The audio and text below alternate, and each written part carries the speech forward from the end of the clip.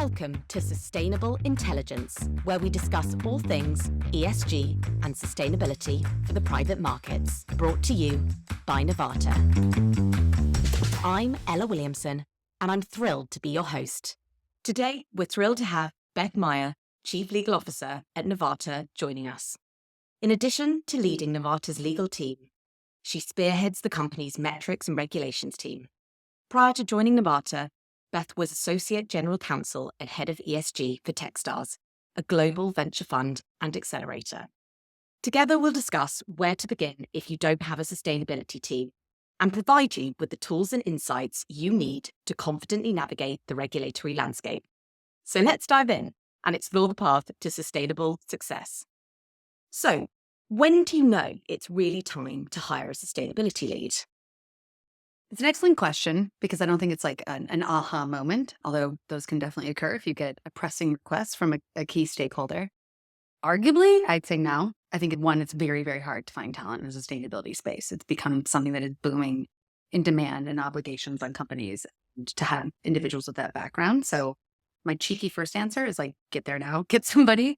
I think next is it's dependent on the needs of the company. So either you're going to have a regulatory pressure that is going to lead to the decision to have someone internally that can quarterback this, or you realize that it's a core part of your business strategy and not something you'll be able to execute on if you don't have somebody leading it. One thing I've seen often is sustainability gets considered a priority. Either you have shareholders or you have investors or you have customers demanding more on sustainability. And there's this idea that it can be a side of the desk job for a number of individuals across a company. I think that can work. I think it's a temporary solution. And you're ultimately going to face a decision of, do we need to deprioritize sustainability or do we need to hire a lead? So getting in front of that and saving yourself the kicking the can and making the decision later of making that executive choice of now's the time to get a sustainability lead is often more helpful. Great answer. I think it sounds like now is the optimum time, but we understand that not every business is in that position. So moving on slightly, if you are currently in the position to hire a head of sustainability, or it doesn't really make sense right now, how should you tackle ESG reporting? Get help and get a tool. Absolutely. Not every company is in the position to have the budget to hire a sustainability lead, develop a team. That's a lot of resources. It's also a long-term commitment, bringing somebody on full-time.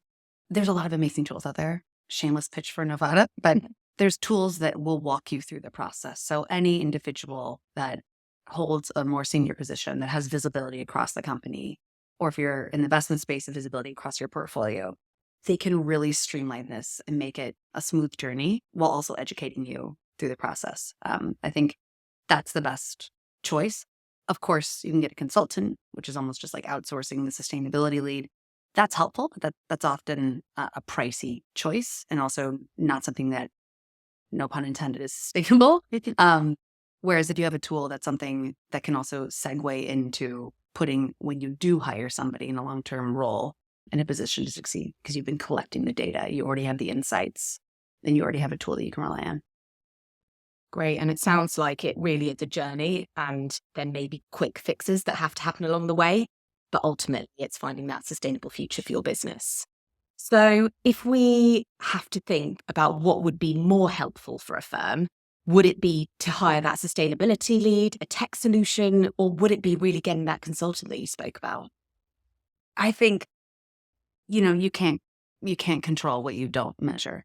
So to get a handle on how much you're already doing in sustainability is probably the first step to know, are we actually doing a lot? Maybe we don't need a sustainability lead right now. After auditing all we do and collecting data across our operations, we're actually pretty good when it comes to sustainability. You can't make that choice or decision unless you've collected the data, which often means a tech solution first. So I think getting in there, rolling out a tech solution, understanding your universe, the opportunities for you when it comes to sustainability, your current risks, whether you need an individual to manage those risks, or if you can really handle in-house with your existing team, I think that's the first step. So I'd say start with a tool. If you're in the lucky position to hire a full-time person, go to sustainability lead. If that's not an option and you think you still have gaps, get a consultant to fill the gaps. Thanks for that, Beth. And I think that's all really sound advice in terms of the next steps that businesses should be taking. That's a wrap for today's episode. Big thank you to Beth for sharing your expertise. Until next time, Let's keep building sustainable intelligence together.